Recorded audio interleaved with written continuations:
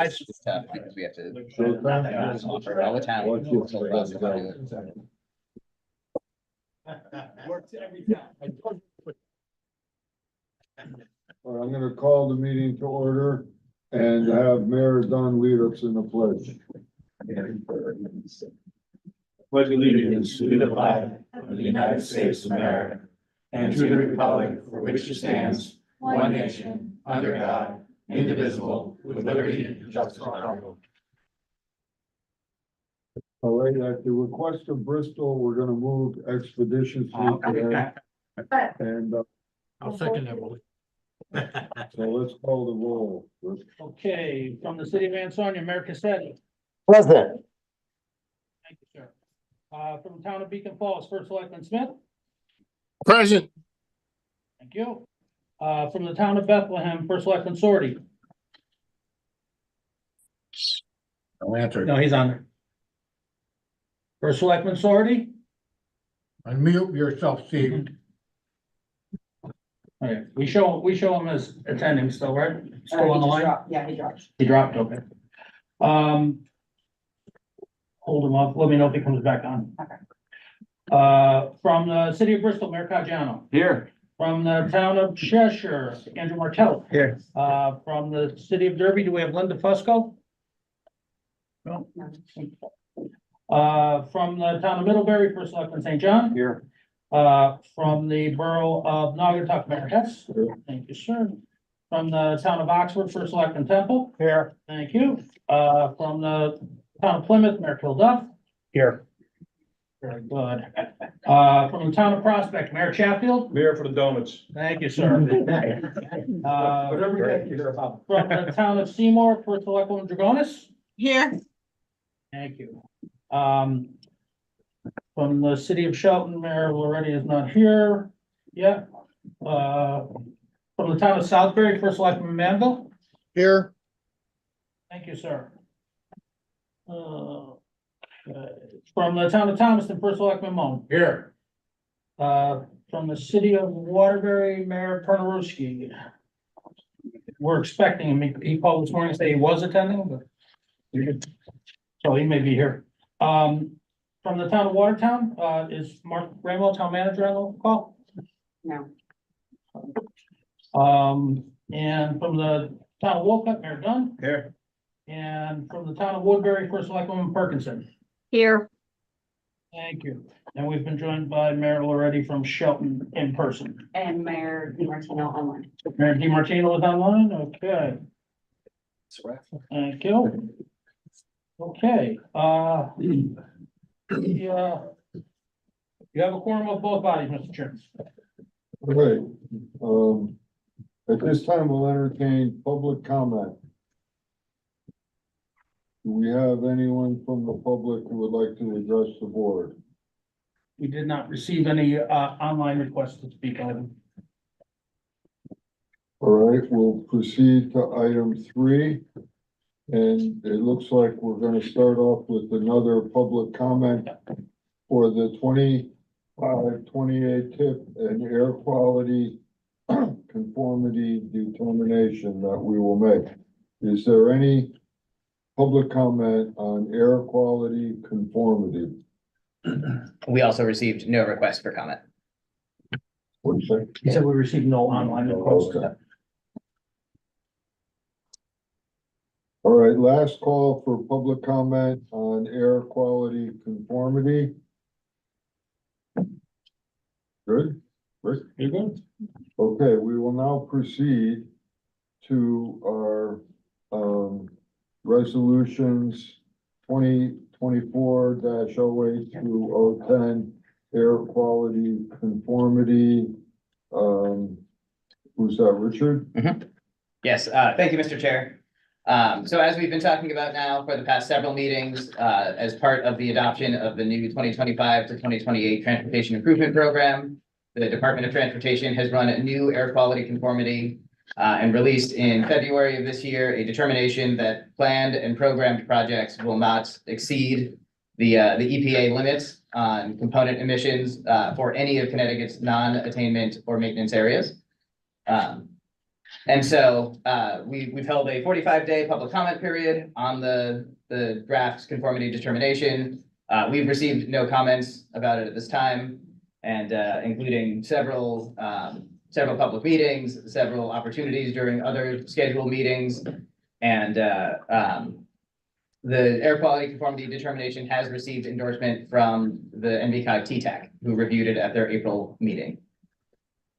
And so with that, I'm sorry. I was just gonna say the recommended motion is to adopt resolutions 2408, 9, and 10, which addresses the 3 non-attainment or maintenance areas in the NVCOG or in the CNVMPO region. Move to Move resolution. Prospect. Well, we have a motion from Prospect, second Second. Thomaston. Yes, Mike. Any discussion on air quality conformity? All those in favor? Aye. Opposed? Abstentions? All right, item 3, planning program self-certification. Richard? Yes, thank you again. So as part of the TIP development process, and at least once every 4 years, the MPO must self-certify that it conducts its planning process in alignment with federal regulations included in Titles 23 and 49 of the US Code. Up until last year, the CNVMPO self-certification was all that was required, as the region did not meet the threshold to be a transportation management area. After the process we went through late last year to become designated as a TMA, not only will we need to self-certify at least once every 4 years, but we will also go through federal certification reviews with Federal Highway Administration and the Federal Transportation or Federal Transit Administration. Our first formal certification review will be likely sometime in 2027 or early 2028. And we have been preparing for that internally with some practice and internal reviews to guarantee that we do align with the requirements of a TMA. But despite the formal certification review process, we do still need to self-certify that we execute our planning program in alignment with the requirements of us. We have for many years exceeded the requirements of planning for a TMA. And so are not concerned about any of the requirements of us or being in compliance with them. And so we ask that the CNVMPO board endorse that we do conduct that planning process in line with the federal planning requirements. So moved. Second. Bristol. All right, any discussion on our self-certification? All those in favor? Aye. Opposed? Abstentions? Richard, are you next again? I am. Yeah, and so this is the last piece of this. As again, we've been talking about now for several months. We have developed in coordination with Connecticut Department of Transportation, the 2025 to 2028 Transportation Improvement Program for the CNVMPO region. This plan has been made public since March 1st for a little bit more than a 45-day public comment period. In that time, we received one question about the delineation of MPO boundaries within the NVCOG. And then we received one comment via social media, generally in support of transportation improvements in the region. But no additional comments. Similarly to air quality conformity, we've had independent public meetings. We've had opportunities for comment at these meetings as well as at the NVCOG TTAC meeting. And the NVCOG TTAC did endorse adoption of the new TIP at their April meeting. And so with that, we recommend a motion to adopt the 21 to 25 TIP for the CNVMPO. So moved Prospect. Second. Thomaston. Okay, any discussion? Just out of curiosity, do all the other cogs get no comment, Rick? I'll be honest with you, I've been doing this for 20 years. I don't think we've gotten 10 comments in 20 years. Yeah, we try very hard to solicit comments for these. It's a technical document. It's really, it's hard for most people to wrap their heads around or understand even what their comments would do to change the process. And so, we try pretty aggressively to get comments back for it, but the fact that we got one was pretty good. Yeah, just as a comparison, I've attended the ones for NIMTEC for New York City and Westchester, Long Island. They'll get 2 or 3 written comments and, pardon the phrase, 3 or 4 gadflies will show up at every meeting. That's for all of New York. Do they give out food? No. They do not feed the public. No donuts, nobody comes? Okay, all those in favor? Aye. Abstentions? So we've adopted resolution 2024-12. Okay, tip amendments. Item 5, Kevin Ellis.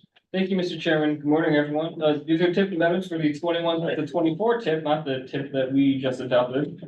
These are for 2 new projects, both relating to the statewide TDM for Greater CT Connecticut and the New York, New Jersey CT areas. This is funding for CT Rides, which is a transit promotion service to help us meet our air quality goals. CT Rides is a statewide program that encourages the use of carpooling and transit around the state with promotional campaigns and advertising campaigns and events, such as there's one that will be taking place starting on Thursday to the end of May, which will be encouraging people to use CT Rides, and then for every 30 rides that use safe, they'll be planting a tree. So that's one of the many events that they do. So as you see on the screen, the recommended motion to adopt 2024-13 to approve this amendment, and I'll take any questions.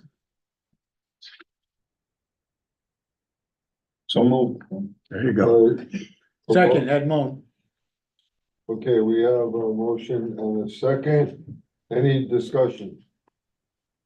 All those in favor? Aye. Opposed? Abstentions? Motion carries. Minutes. Mr. Chairman, if I may, just before we go, I've been criticized for not doing this in the past, so I just want to recognize some other people who are on the line on the call. We have Meg Hafner from the Kennedy Collective. We have Representative Cindy Harrison from Southbury on the call, as well as Tommy Hyde from Naugatuck Valley Regional Development Board. I'm gonna note that for the record. Or say good morning to Thomas, everyone else, too, but especially Thomas. All right, let's go to the minutes. So move, Prospect. Second, Bristol. All right, any questions or discussion on the minutes? All those in favor? Aye. Opposed? Abstentions? Michael, financial report. Okay, so, Mr. Chairman, Michael is still on his vacation in Vietnam. He'll be back on the 24th. We're not presenting a financial report this month. So the recommendation is that we table that item. So move, Chatfield. Second, done. Whatever. As well as the appointment of the No, auditor? no. Okay, all right. All those in favor of tabling the financial report, Aye. opposed? So ordered. So item 2 is the appointment of the auditor. This is the formal appointment to OPM designating the auditor for what will be the 2024 agency audit. We have a contract with King and King that we awarded in 2020 for 21 through 25. So this is the 4th year. Next year, they're still under contract for one more audit in FY 25. So sometime during 25, we'll go back out for solicitation for again. But the recommendation from the staff is to designate to the state of Connecticut, King and King and Associates, PPAs, as our independent auditor for FY 24. So moved. Okay, we have a motion. Do we have a second? Second. Discussion? All those in favor? Aye. Opposed? Abstentions? So ordered. Directors report, Rick. Thank you, Mr. Chairman. Kenny, I'm gonna go through a few things here, and some of the legislative stuff will come under Drew's report, and we'll go back to some of that later. Kenny Town Dam, the report that I have for the board today, you'll note that we're also gonna have, Kenny Town Dam will be on the agenda for the upcoming executive committee meeting as well. But what I can discuss today is giving you an update. We're out in the field for property survey. The title search has been basically completed. When they finish the field survey, that'll get matched up, and we should have clear understanding of title issues. We've engaged, we haven't signed the contract yet, but we're engaging CDM Smith to design sanitary sewer replacement that we have to do as part of the dam removal. There's a sanitary siphon crosses, there are actually three of them that cross, the river. They can't remain once we remove the dam, so we're gonna be consolidating them. I believe we'll be consolidating them into one. But CBM Smith has been engaged for that, and, we do have Seymour's WPCA engineer, on that committee. But eventually it'll be constructed as part of our project. We do have, some of the money for construction separately from the $15 million grant for the dam. We have, some of the money, not quite half of the money that we estimate for construction of that project. We do have requests in, for additional funding for that purpose. The RFP for the engineer for the overall project is being run through Save the Sound, our partners. They're a subrecipient under the major grant. So they're out, right now. They've conducted a field walk, and they're in Q&A, portion of the RFP process right now. So we expect, hopefully, within a reasonable amount of time, they're able to select an engineer, and we'll have a price proposal on that. EPA will begin their environmental investigation of the impoundments, as well as background levels above the north impoundment, and then down at the point where I think we're going where the Housatonic meets the Naugatuck River for other background levels. So that's going to start in the second week of May. And then Connecticut Brownfields Land Bank, as the president of the land bank, I executed an extension to the asset purchase agreement with the owners of Kinneytown Hydro Project, which will allow for us to take on this extended due diligence and take us out to November as an outside date to close on that. Once that happens, the land bank will own the property, be responsible for the assets. And the role of the COG will be to continue to manage the larger grants that come through. Will act as the fiduciary on those activities. But I do anticipate at some point the land bank will probably get directly funded for some activities on this after the handoff. So Kinneytown, that's it on Kinneytown, for now. I don't know if there are any questions I can answer on that issue. That's good? Good. Thank you. The waste committee that the chairman had solicited interest in, I think it was the last meeting, it might have been 2 meetings ago, is scheduled for May 22nd, 9 a.m. It will be here. I think you've all gotten notice already, but yes, notice has already gone out. So that'll sort of be the organizational meeting for that committee. We also did get the paperwork from from Connecticut Deep for the Regional Waste Authority grant to put together and investigate that setup. So we've been fooling around with names for the committee and the group. The best name we came up with was Resource Recovery, but we didn't want to use that. No. Yeah. Well, we want to include, recycling, diversion, and as well as MSW disposal. So still trying to come up with a name for that, but that will be a process that we'll undertake. And then at the end of that, towns will have an opportunity to determine whether to actually form the Regional Waste Authority. And we don't need all the towns in order to do it. And we can invite other towns from outside the region to join as well. So, but that's at the end of the process. But the committee that you form is timely and will be a great help in steering that project forward with staff and consultants that we have. Rick, tell us a little more about the grant, the amount. $300,000. Christine, $300,000. It's a $300,000 grant, and it's for us to basically convene, investigate, and determine what is the best path forward if we want to form a regional waste authority. You have other options as well besides forming your own.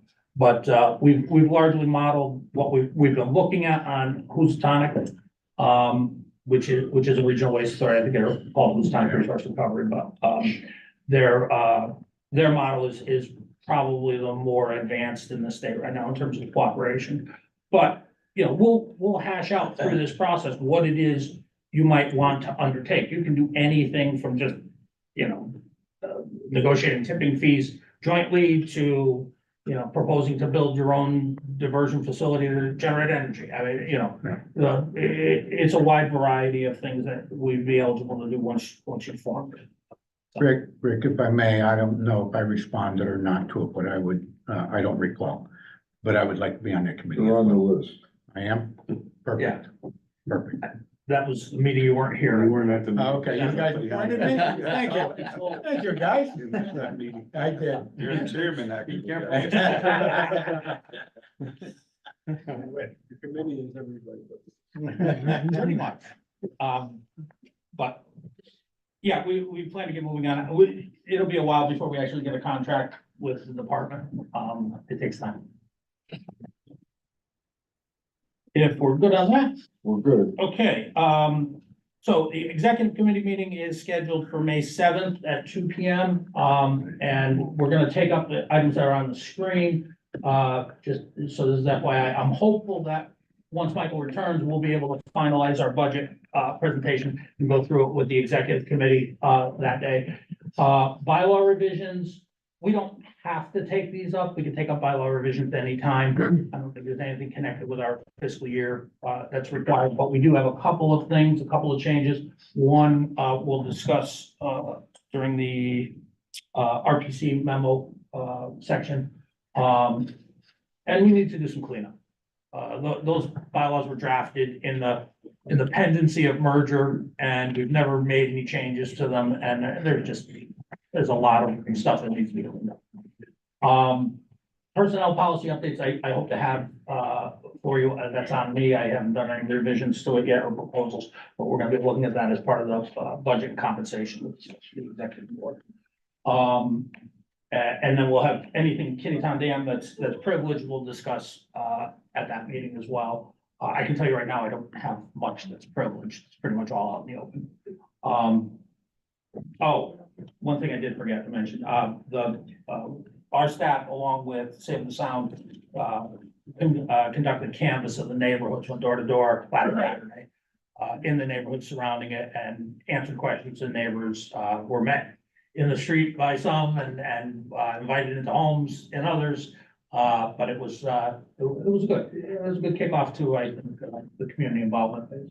Assuming it was relatively positive. Positive. There are opponents like there are to anything. The full story's not out there yet.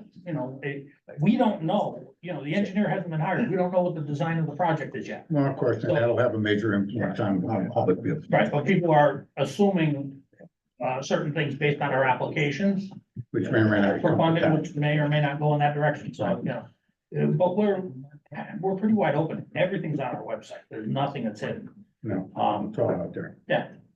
So, and Desiree is working on a renewed effort with the community engagement team there to make sure that we're out there, we're answering questions, we're available, and people get the information they need. Thank you. The audit committee will be the other item on the agenda for that meeting. If Michael has anything for the audit committee to meet as the audit committee, but the executive board is the audit committee. So with that, I'm happy to answer any other questions anyone may have for me, but that is my report, Mr. Chairman. Questions for Rick? All right, environmental planning, Brownsfield, so I'm gonna assume that's Ricardo. It is. Thank you. Thank you. And good morning, everyone. Just wanted to say I'm happy to announce that environmental remediation has started at 199 Water Street, Torrington. At 300 Broad Street, LEP is working to refine the limited site characteristics to confirm previous data. This is being done in order to develop the bid specs. Also wanted to share that on March 22nd, the RLF committee approved 3 loans that were in the underwriting process. Those loans are 281 Canal Street, Shelton. That one was for $748,000. 59 Field Street, Torrington. That was $955,000, and 40 West Street, Bristol. That's for $1.1 million. Iron Bank, which is our new underwriting provider, as well as our bank provider, is working on another loan for another underwriting report for a loan applicant, and that one's for 501 East Main Street. Ansonia. This site will be considered at the upcoming RLF committee. Friendly reminder that all funding on these loans will be paid back after the 24 months. For more information on NVCOG's current brownfield projects, please check your memo inside your packet. Thank you. All right, any questions for Ricardo? All right, we will move to household hazardous waste. Thank you, Mr. Chairman. Good morning, everyone. Our first household hazardous waste collection will take place next Saturday, April 27th from 8 a.m. to 2 p.m. at the Ansonia Public Works Facility at 1 North Division Street. You have the informational flyers available on the table, as well as on screen. A few notes. The first is that each municipality is responsible for sending generally one public works employee. Additionally, it is our policy to never accept products that are not on our acceptable materials list or over approximately 50 pounds, unless the municipal representative gives us permission. In this case, the disposal costs for those items will be directed to the towns directly. If you wish to grant any exceptions to this policy, please inform your participating staff in advance. We'd like to avoid a situation where the town is unexpectedly billed for items we might not otherwise accept, and I'm happy to take any questions on this. All right, questions? Okay, rain barrel and composter sale. So same as last week again, residents can order reduced cost composters, rain barrels, and related accessories online through Thursday, May 2nd. Pickup will take place on Saturday, May 4th from 10 a.m. to 1 p.m. at the Seymour Community Center located at 20 Pine Street. These items will not be sold at the event. They have to be pre-ordered. Information is also available on the table on screen, as well as on NVCOG's Facebook page. And for those in the room, they're over there. All right. Questions? Thank you, Mr. Chairman. Doing well so far. Oh, I gotta say it. All right, transportation planning, grant opportunities, Rick. So I'll try and keep it moving. Just wanted to run through a few of the grant opportunities that are open to towns right now. There's no action required for this item. Just as a reminder, the Transportation Alternative Set Aside is currently soliciting projects for any active transportation items, whether it be sidewalks, greenways, any of the above. This program is sub-allocated by urban area, and so we do our rankings of projects as they come in with our partner COGs based on the different urban areas. If you have any questions about this or would like to talk about a potential project, please let us know as soon as possible. We're hoping to get kind of preliminary proposal requests in next week, so we can begin that ranking process. Final applications need to be into Connecticut DOT by the end of June. The Safe Streets and Roads for All program is open currently. We've been providing assistance as NVCOG staff to one of our member towns and had discussed the project with another, but there are 2 deadlines remaining in this year's solicitation. May 16th is the deadline for any implementation projects. All towns in the region are eligible for implementation based on the 2022 addendum we adopted in September of 2022 to the Regional Transportation Safety Plan.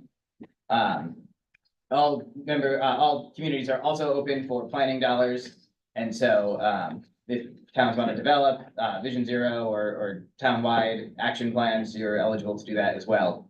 Again, that May 16th deadline, it includes both planning and implementation. It is the only implementation deadline in the cycle. There's also a late August planning application deadline that everyone is eligible for. As a reminder. Through the chair, sorry to Okay. interrupt. In Bristol, I think we did the Safe Streets for All demonstration. Would that allow us to do implementation at this point? And we should probably reach out to you. Yeah, so you are eligible for implementation because of the safety action plan. Yeah. Now, that is a good point, though. Demonstration activities are allowed as planning activities under this program. Okay. And so things that are considered temporary, flex posts, paint, retroreflective tape are all eligible items under the planning deadlines, which includes the late August deadline. We think it was a typo, but there's a significant portion of this program that is allocated to planning only. And so USDOT has been unable to hit their allocated planning awards, despite awarding pretty much every application they've received on the planning side in the first 3 years of this program. Implementation is much more competitive, but planning and demonstration is very flexible. Helpful, Yeah. thank you. What is the match on that? It's 80-20. Usual. The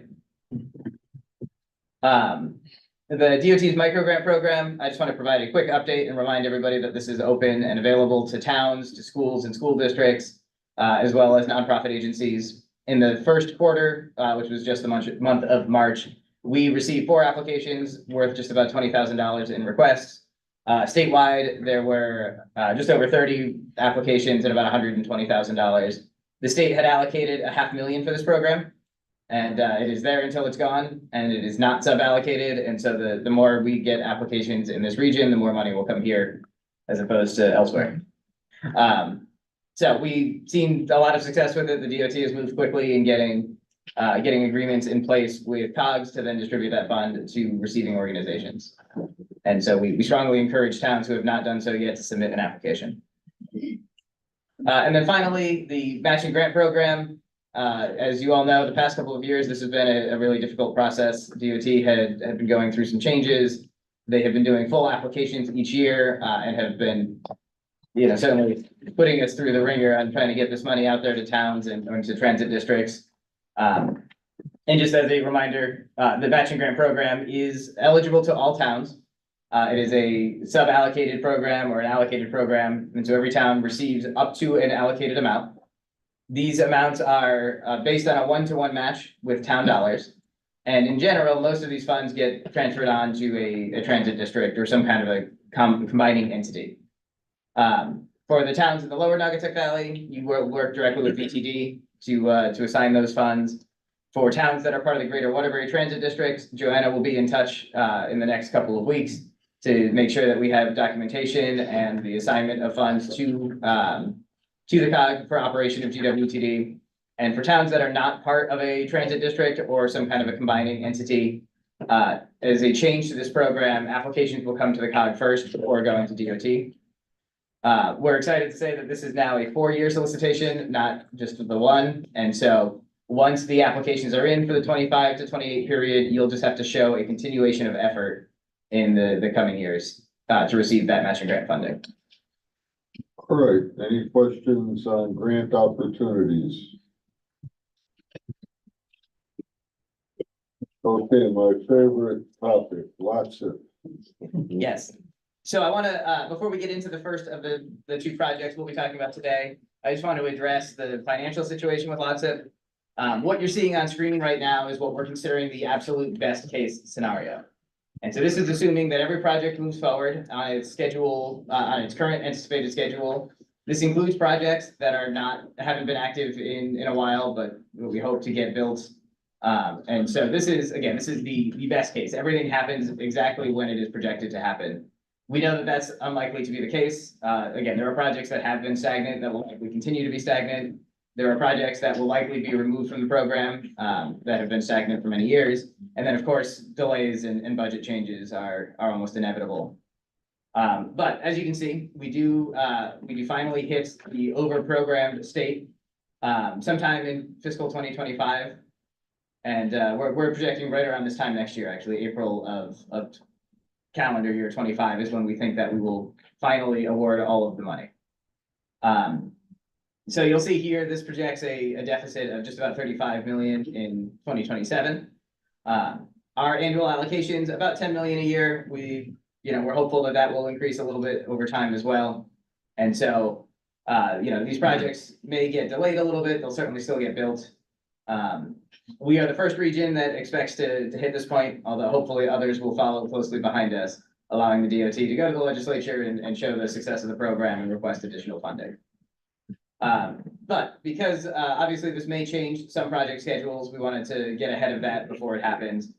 At their April meeting, the TTAC decided to create a subcommittee to make recommendations for project timeline prioritization and effectively funding release. They're going to put together a proposal that'll get addressed likely at the June TTAC meeting. Whatever proposal the TTAC decides to endorse will then come to all of you for adoption as our official pathway forward on this. Again, right, none of this means that projects aren't going to get built. It may take a little bit longer for some of them to be funded than we may be used to now, but we're still hopeful that that there's additional funding out there. This is what we've been aiming for all along. A really important message to go with this, though, is we do not want to stop receiving projects. We have confirmed with DOT, they will continue to issue commitments to fund, regardless of how in the hole we are. And the only place that they will interfere is if we don't have the funding available, they will not be able to issue authorizations to award. And likely we'll ask towns to hold off on going out to bid. But we still want to maintain our open solicitation. We still want to receive project proposals as they come in. And we want to make sure that this program remains as over-programmed as we can get it to be. If I may just a second. So as Rich said, our goal is always to remain over program. Optimistic and pessimistic are interchangeable terms, I think, depending on where you stand. I am not optimistic that all of those projects, see that downward line from 25 to 27?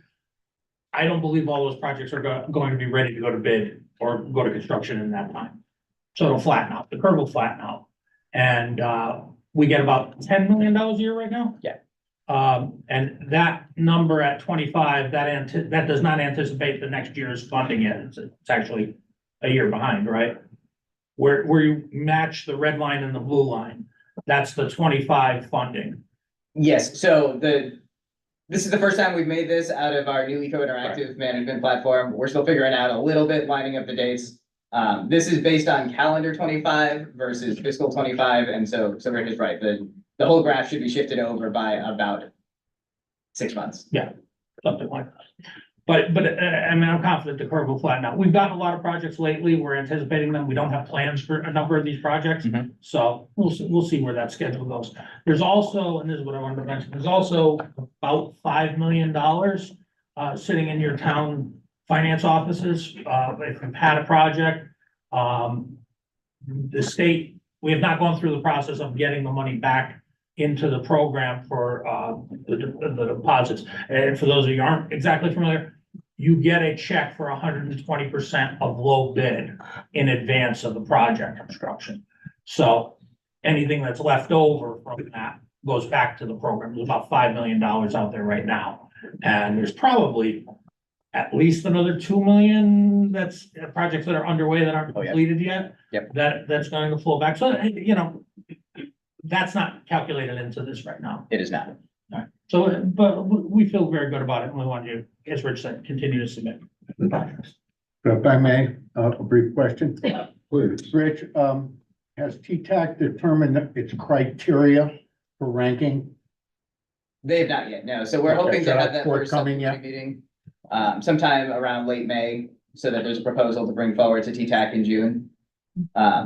And so we'll make sure once TTAC has put anything together, it makes it out to this board and we have an opportunity to discuss before any adoption. Yeah, that's my point. I think this board might be interested in their criteria as well. Well, Absolutely, it's yeah. this board that sets the criteria. Yes. Okay. TTAC only recommends. It'll be, well, there it is, recommended. Okay. very Yeah, good. so Thank you. likely what'll happen is if the timeline works out the way we're hoping, in June, TTAC will endorse some kind of a policy for adoption by all of you that we'll bring to you in September. Very good. Thank you. But, and just to note, our policy, this board's policy, first past the post. If you get through the process, you have your design done, you have your approvals from Conduct, you have your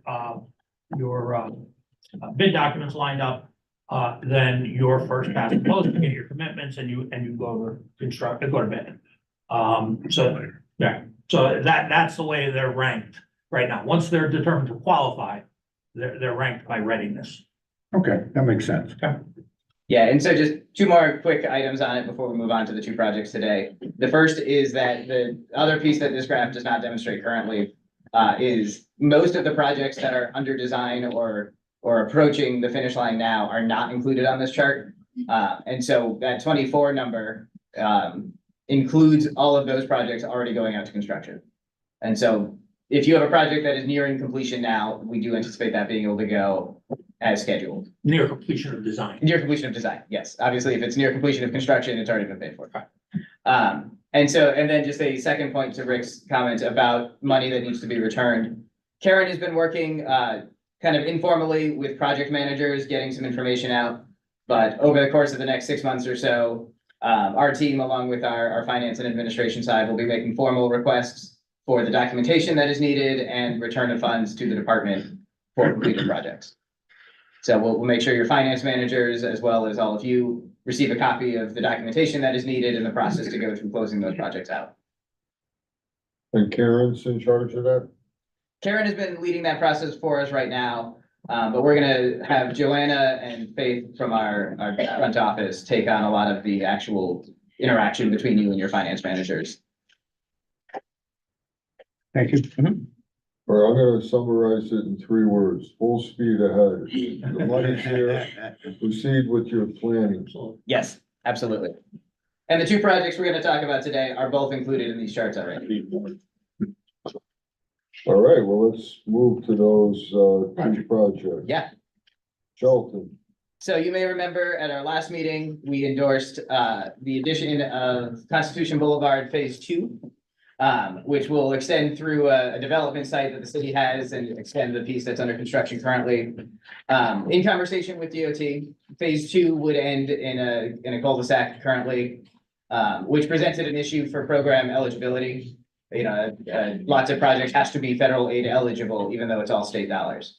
And so the conclusion we came to was that the eventual full construction of Constitution Boulevard, connecting routes 108 and 110, will receive a future classification of a minor urban arterial. And so DOT is comfortable moving forward on Phase 2, so long as they have also committed to fund Phase 3, and that the future roadway classification becomes eligible for the program.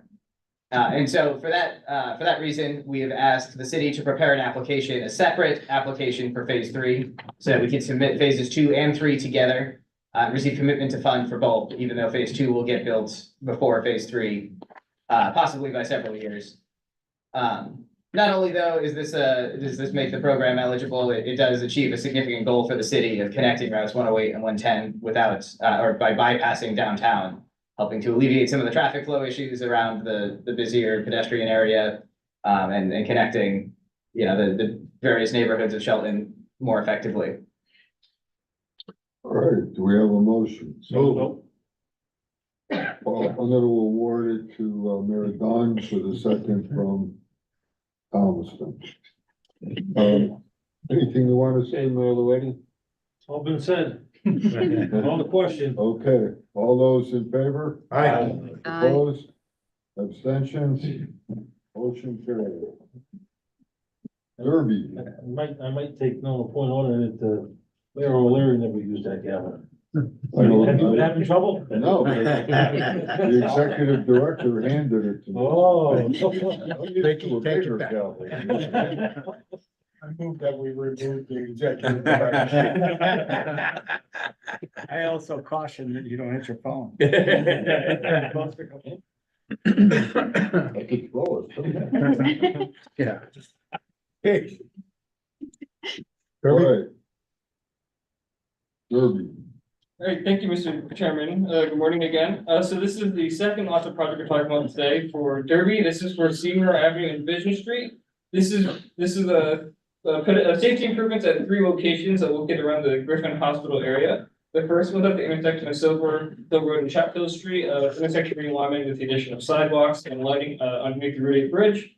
Second location is Seymour Avenue between Division Street and Spring Street. This will be adding additional sidewalks, perhaps a road diet and RFPs along that corridor. And the third location is the intersection of Maple Avenue and Division Street. This intersection is currently in unsafe condition, so they'll be reassessing the intersection criteria and within the design process. So the total grant will be around $3.2 million, and I'll take any questions. all right, questions? Look at that. If I may, Mr. Chairman, Kevin, I didn't raise this before because I thought it was included, but I just heard you say sidewalks and lighting under the Route 8 overpass. Yes. I would strongly encourage the design engineers to find the sheet they lost from the entrance ramp 18 project and repave the road, rebuild underneath more than mill and pave. So all the roadway sections are the reconstruction or mill and pave, depending. Okay, so it is, so the roadway under Route 8 is included, Yes, not just sidewalks and lighting. yes. Okay, thank you. So move. Second. We have a motion, we have a second? Second. Second from Wolkett. Discussion? Very briefly, it was my understanding mill and pave was not acceptable. No, it's not, it's full head reconstruction. Okay, I heard mill and pave. Yeah, so mill and pave in small sections in places where like, you know, you have to do a full depth just along the curb line as the curves change or sidewalks get done. We Okay, don't allow full mill and pave projects, but for segments of road that are otherwise fully reconstructed. okay, just Or adjacent to. making it clear, point of clarification. Yeah, no, it's a great question. Thank you. All right, all those in favor? Aye. Opposed? Abstentions? Carries. Municipal Services, Drew. Good morning, Mr. Chairman. Thank you. The short legislative session ends on May 8th, as most of you all know. It will be that is before your next meeting. So Jack and I, and Rick will touch on this a little bit, have been working on kind of a legislative tracking cheat sheet. We've been kind of cherry picking bills from that, which we'll send to you if that's what you prefer. And again, Rick will touch on that. But we're also working internally with Rich, SN, and Aaron and their team to see and start to carve out whatever deadlines and timelines and things you'll need to hit by end of fiscal October 1 next year. And there'll be some follow-up on that, whether it comes in the form of newsletters or emails or whatever, but we'll work with your staff to make sure that you know all that stuff coming down the pike. And that's all I actually have for legislative. I know, Rick, you may want to touch on that more. So I want to thank Drew, but I want to especially thank Jack D'Olivera, who has been tracking these and putting together the bill list for us. The question is, I tried to print it this morning before the meeting and I had trouble. I couldn't get the full document printed out, but the question is, the list that we're going to distribute to you following this meeting will email, Jack will email directly to all the members. Do you want all the bills that we're tracking or just the ones that we think are rated likely to make it to the floor? Save some trees and do it that way. Yeah, we the second, I agree. The latter. Okay. All right. So Um, it won't be a long list. It'll be one page. It'll be relatively easy to look at. Jack's done a good ranking on it. He's been paying attention to the process, talking to people, so he knows. He's got a good sense of where these bills are. Yeah, through the chair, you can just kind of focus on what's gonna matter here too. Right. Yeah. Because we're gonna get like the education and all that Yeah. stuff through our CCM, not the small town, so. Yeah, we Really try, what's gonna affect us here that we vote any of this stuff. we try to focus on that, or if something is specific to one of our towns. There's been a lot of attention given to rental issues and landlords and more stringent requirements. Some of them seem extreme. They are. I just was curious if I was the only one that was in that category. No, I agree with you as a landlord. I agree with you. Unfortunately, and I kind of had this talk with SN earlier this week. A lot of those provisions are buried in, and don't quote me on the number, but it's the big housing bill, and it may be something that we don't see until really the end of session. It certainly hasn't been out to debate on the floor of the House yet, but or the Senate yet, but we know it will be.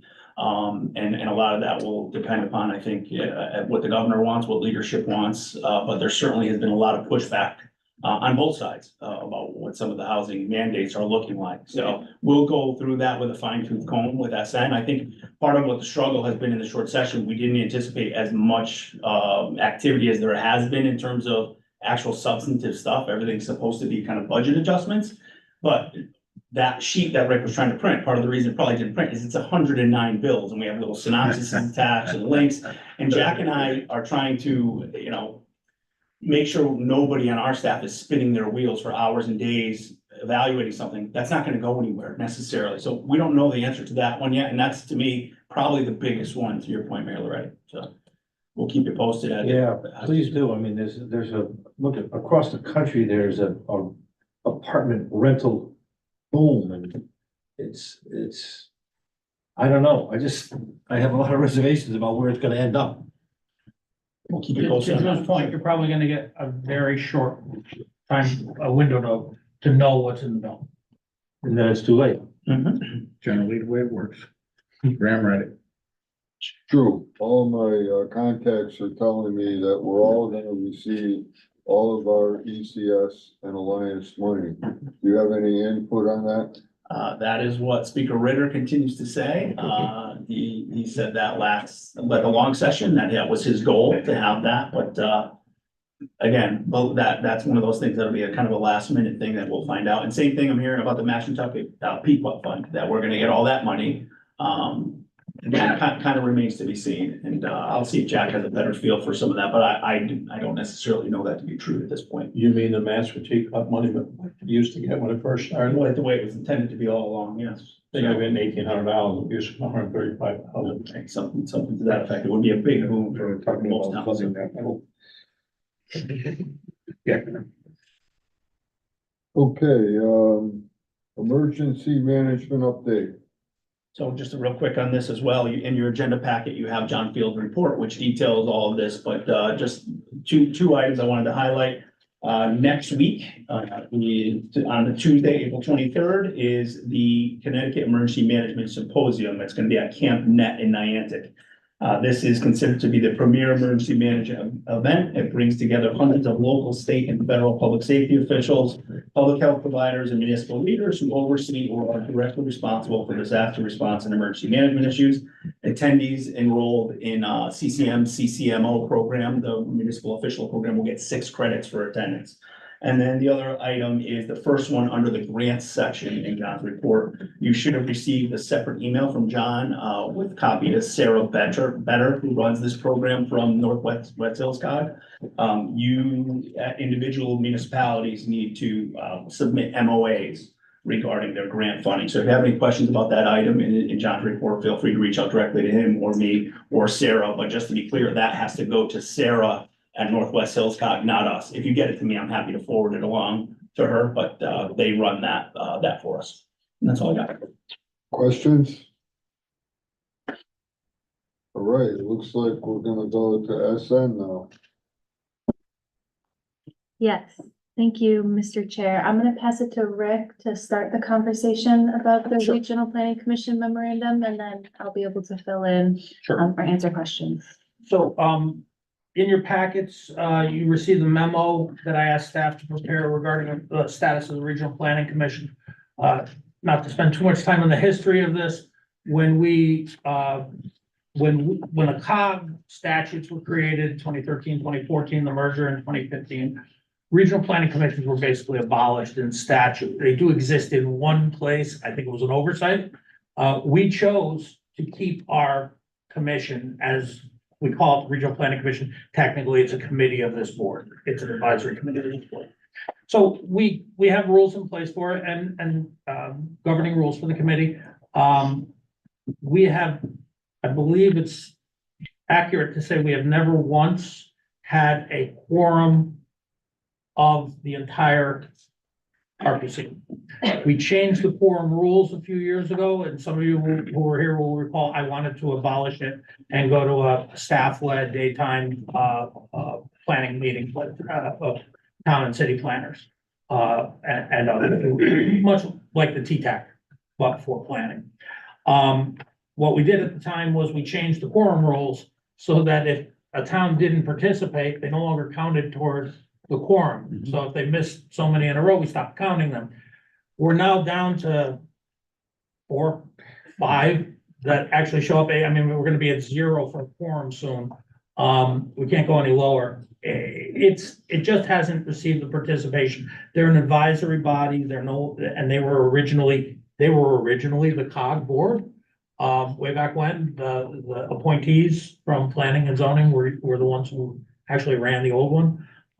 So there's been a fall off in participation, and the fact is, we have a strong need to remain in touch with your town planners, your city planners on a day-to-day, month-to-month basis. Now, the plan is still to have, right now, the planning commission was scheduled for 8 meetings a year. What we're going to do is have 2 to 3, possibly 4 training sessions and get-togethers for them in the evening hours. Yeah. Are you gonna do those in the evening? Yep, we'll do 2 to 4 trainings in the evening, but we'll do what we did last year. We did the 2 full 4-hour trainings every 4 years. So we'll be able to supplement what they need for their statutory commissioner training requirements. But we'll still have that big meeting at the end, just in case your commissioners have not met that requirement. So that's it, the outline of the recommendation. It's more fully fleshed out in the memo. You don't have to take action today. That's up to the board whether they wish to take action today. If you do agree or direct us to go go forward with this, we'll have 2 steps. One will be bylaw changes that we're gonna have to make in how we treat the commission and the bylaws. SN has already identified all of those. And then we need to go forward and set up the town planners, city planners group. Rick, let me just Go ahead. throw a few comments into the equation here, having had the benefit of being around for a few years. At different points in time, people felt that this regional planning committee might extend into a local decision. And so that creates a lot of red flags, because you know that we in Connecticut are very grounded in home rule. And for good reason, but I do think it's important for elected officials and city officials to understand what's going on around them, because, you know, it's said for years, you know, what goes on in places like Bridgeport has an impact on places like Shelton and the Valley. Just as an example, not to single Bridgeport out, but as an example, and I think that oftentimes there is that fear that there's gonna be an overreach into your personal locale. And if there's a way to try to put people's fears in a different place and focus them on general topics that really do have an impact on all of us, you know, like pretty much what we do here, I think that would maybe garner a little more participation. All right. I take your point. I'm not sure what we haven't tried at this point. Well, I don't know, I've lost track, to be honest with you, but I'm sitting here thinking and listening to you talk, and it's provoking my memory a little bit, so. Well, so what we're hoping to do, I mean, is create a more educational experience for the commissioners, more of a scenario where they can share information, and hoping 2 to 4 times a year, getting together won't be that much of a stretch where we can't get a quorum or we can't get a significant group to participate. Whereas the staff, we know that they will participate in large part during the day. Now, there are a couple of things. The Regional Planning Commission has no, as I said, has no authority to adopt anything. Only this body does. So they're advisory in the same way TTAC is advisory, they're advisory to this body. I had hoped that they would do things like review and comment and recommend to the full board the regional plan of conservation and development, even the transportation plans, wanted them to look at those and make a recommendation to this body. We haven't been able to get that done because we haven't been able to get enough participation. Well, you know, with that said, I know that at least from our standpoint, it's tough to get our people to come after hours, because I mean, they meet 3 or 4 times a month anyways, dealing with city issues. So if it was during the day, I mean, look, I would just say, hey, you have to go to this meeting. Well, I mean, towns have professional staff, professional planning staff. They're the ones that we're gonna count on to convey the day-to-day, month-to-month information. And Shelton participates on a regular basis, monthly basis in the RPC. There are a few towns who do. Like Naugatuck, Waterbury, Bristol. But it's not widespread. And it's hit or miss with some of the other ones. But I think that by having the staff do those recommendations, by us passing through the regional referrals, I mean, that's kind of potentially the larger piece of business. But it really amounts to information sharing, where we get a referral from a town who has a statutory responsibility sent it to us because it affects areas within 500 feet of the town boundary.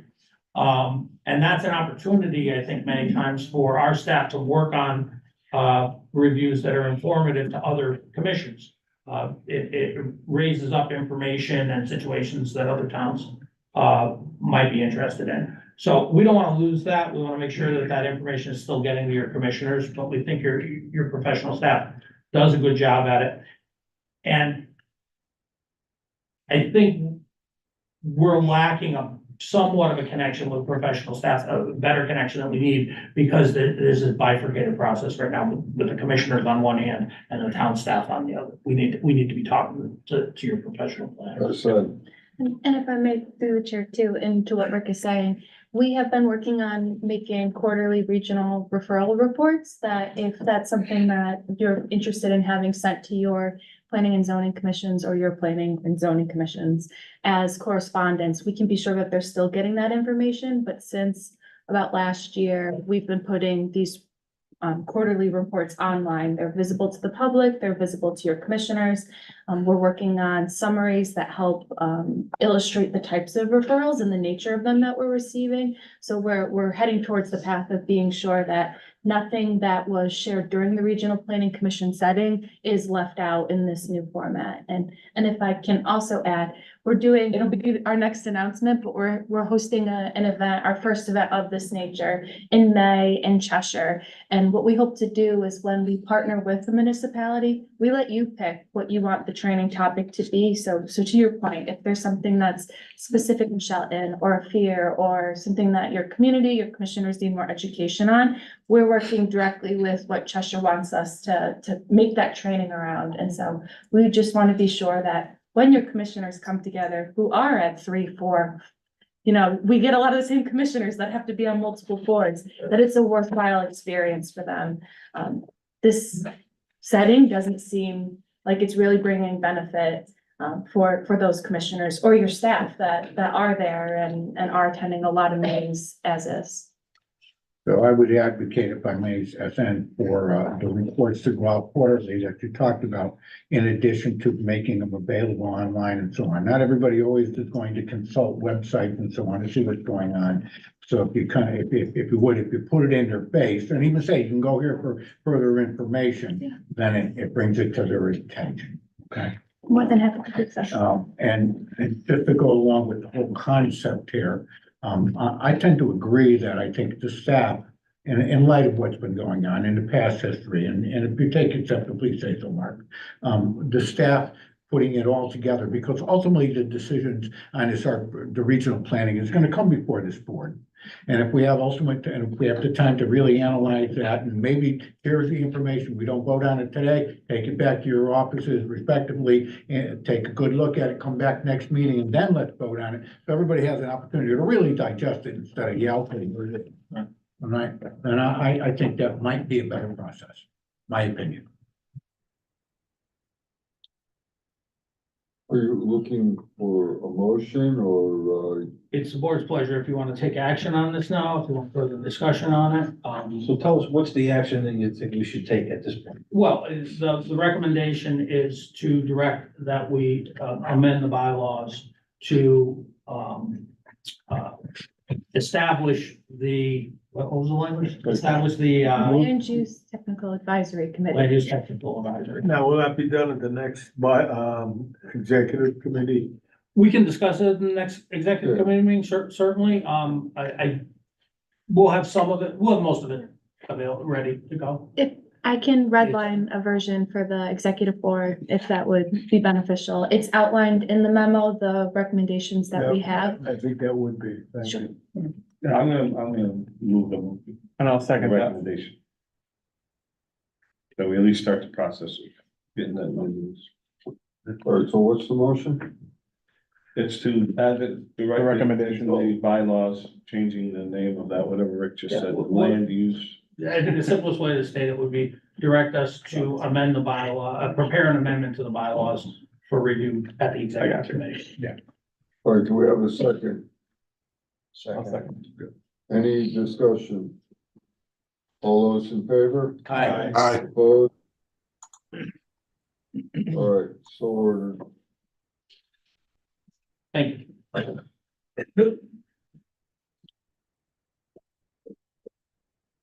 All right, who's doing, item 2? I am Mr. Chair. So along with that conversation, we have a brief update to show what we have been doing for not only your land use staff, but for your commissioners. So the photo on the left is of the accessibility site plan lunch and learn that we held on April 5th. It was led by Bill Volker, FAICP, the prior Town of Cheshire town planner. We just want to thank again the Borough of Naugatuck, the Town of Seymour, and the Town of Cheshire for giving us site plans in that meeting. What we did is we worked through a residential, a commercial, a healthcare, and an open space plan to look at different ways in which your planners can encourage accessibility in their site plan review. We saw a really great turnout from across our region, and we're proud to announce that this was the first training opportunity in which we could offer continuing education credits for your planners. We look forward to partnering not only with the planning profession, but the zoning enforcement official organization to work to get your planners, your staff, that certification requirement that they need to maintain. The second piece we want to talk about, which we briefly touched upon, is pizza and planning, which is a way that we're looking forward to working with your commissioners in achieving their 8-4C training requirements. The first one will be on May 2nd. Cheshire has requested that we cover site plan review. So we'll be talking with your commissioners about how to read site plans and ensure that they are compliant with your regulations. We'll have a little bit of time for networking, a little shoulder bumping, what's going on in your community, what are you struggling with, what's been awesome. We'll have an opportunity for Cheshire to talk about some of the successes they've had recently. There'll be an opportunity for us to tell them what we've been working on at NVCOG. We'll get into the training, we'll have a good meal, and we'll have a good time. So we look to do the next one of these in the fall. If you would like to be the community we partner with, please let me know. We'd love to hear what subject you'd like us to talk about, and we look forward to continuing to offering opportunities for both your staff and your decision makers. All right, thank you. Are you still up for item 3, Sam? Yes, I am. So the Office of Policy and Management has released their draft 2025-2030 conservation and development plan for the state of Connecticut. While the main focus of this plan is the state agencies, it is still relevant at the regional and local level. Your municipal plan of conservation and development is reviewed for consistency with this plan, as well as any state expenditure over $200,000 gets looked at for consistency with this plan. So because of this relevance, the chairman has directed us to set up a lunch where the Office of Policy and Management will be here. They're bringing their entire staff. We're very excited for the lunch. It's next Wednesday, the 24th, from 12 to 1. And what we're recommending is that if you're able to attend, it would be a great opportunity to hear what they're proposing as it will relate to some of the funding opportunities that they'll have. But if you're unable to, or you want to bring other staff, we recommend your land use staff, your economic development staff, or anyone else you deem could be relevant. But in preparation for this meeting, we'll be sending you a memorandum of our draft comments on Monday. So you can read through them, see where our concerns lie, where we think that there are strengths in the plan that are representative of our region and what we're trying to do. And then we'll compile any comments that you bring forth on that meeting on Wednesday so that this board can see a full draft comment on the May meeting, and we can send that off to OPM as NVCOG's comments before the deadline in June. All right. Let's go to the farmer's market. We received the bundles of brochures that you have in front of you from the Department of Agriculture. And they provide information how to use WIC and the senior SNAP benefits at your farmers markets. We created these bundles in hopes that you would bring them back with you. We think that the most relevant places that they can go are your town, city, borough hall, your library, your senior center, or if you have a community-based organization that is helping the population that's gonna most need these. You have 50 in English and 50 in Spanish. In the future, we'll work on a more coordinated way to make sure they get where they need to go. This was a surprise bundle we received from the Department of Agriculture, and we just wanted to be sure they got out before the farmers markets began. We know that that's coming up really soon. All right, thank you.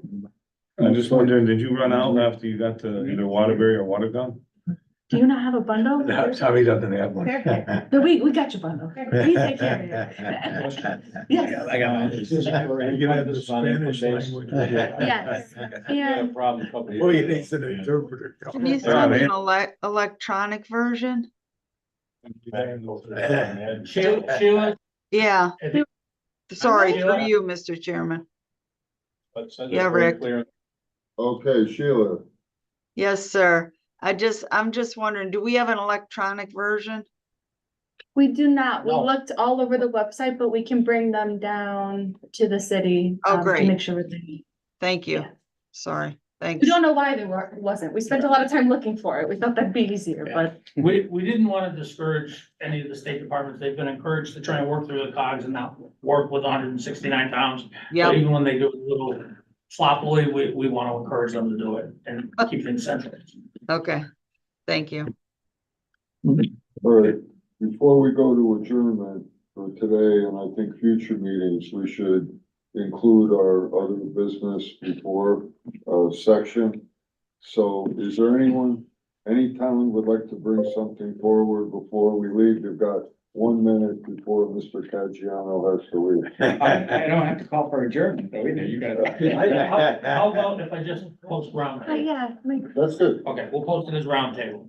I had just one general question that I'd like to put before everybody, because, and it has to deal with healthcare, because, the last couple of years for us, it's been off the charts, and I just was wondering if anybody else has experienced the same thing, or are we just out of whack? No, it's bad. Yeah, and I'm even contemplating shifting to the state plan, which I was.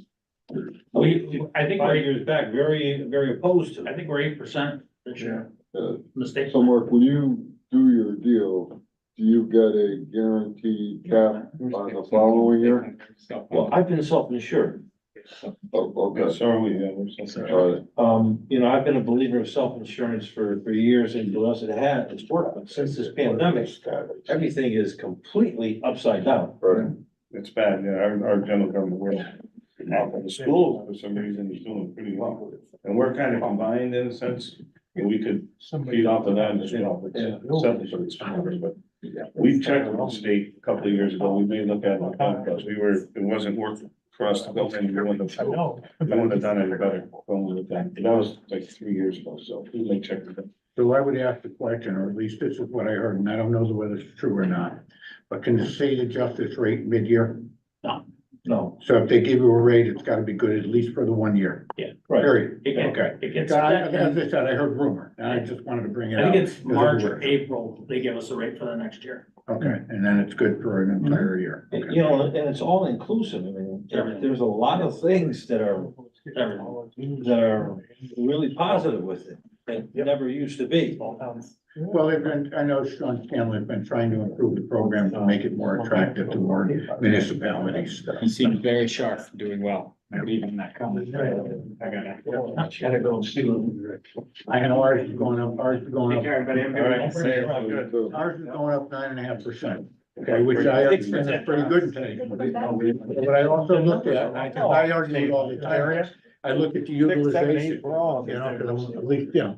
And if your utilization was in the high 90s, At the dollar amount. The dollar amount of what it's supposed to be. Yeah. From 1 year to the next. How many different cases are coming in, and we can't talk about it, who they are, what they are. Yeah, we got. continue to talk. No, let's go. John over there can run the. Last call, anyone got anything? Yeah, one thing, for the members, we do have on, May 9th, as well, we do have a table at the Greater Waterbury Chamber. If you want to see Mayor Pernaruski give his state of the city address, we have a few seats left at the table for CEOs, so let us know. Paul, I would have loved to mention, but I'm gonna be in Salt Lake City. That's the town stop for a convention. Good luck. Yeah. What's in Salt Lake City? Kerma. Kerma, yeah. Well, maybe. Yeah, you're right. You're not on the Kerma Board of Directors. Your predecessor. All right, let's have a motion for adjournment. So moved. All those in favor? Aye. Aye. Opposed? Thank you all very much. How did the conversation